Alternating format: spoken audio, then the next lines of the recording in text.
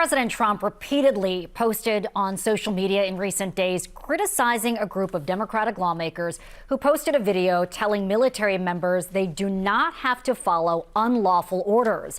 The president at one point posted on Truth Social calling it seditious behavior punishable by death. And today he explained his remarks in a Fox News radio interview. I'm not threatening them, but I think they're in serious trouble. I would say they're in serious trouble. I'm not threatening death, but I think they're in serious trouble. In the old days, it was death.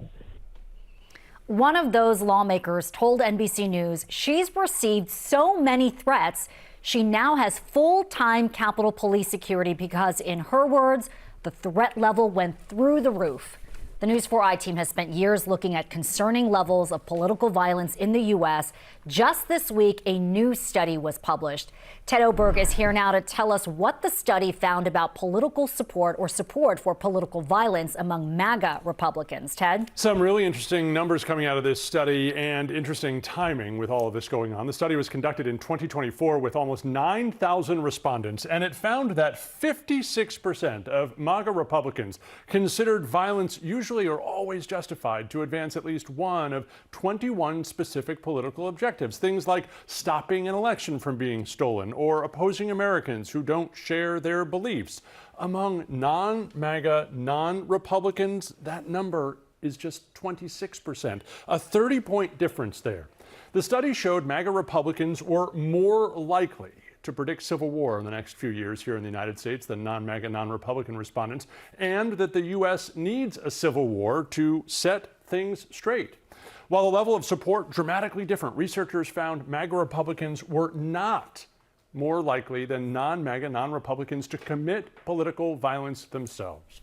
As they examined these results, the research team found two important points to consider. MAGA Republicans, in their words, who are unwilling to commit political violence themselves, could serve as credible messengers to dissuade others for whom political violence is a personal option. At the same time, this large and influential group of people with this shared political identity, the research said, and a shared belief that political violence is justified, could create a climate of acceptance and raise the risk that political violence will occur.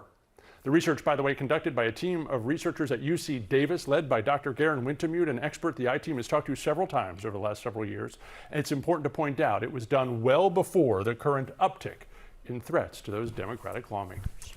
So, Ted, how does what we're seeing now compare with previous reporting on a spike in threats investigated by U.S. Capitol Police this year you've reported on? I think, unfortunately, it fits into something that we've been seeing for a long time. Capitol Police say they're absolutely flooded by thousands and thousands of threats that they need to investigate this year, so many that they've hired extra people and increased their intelligence operations to try and make sure that they can investigate the most specific, most threatening ones before anyone acts. And bottom line, can they get to all of them?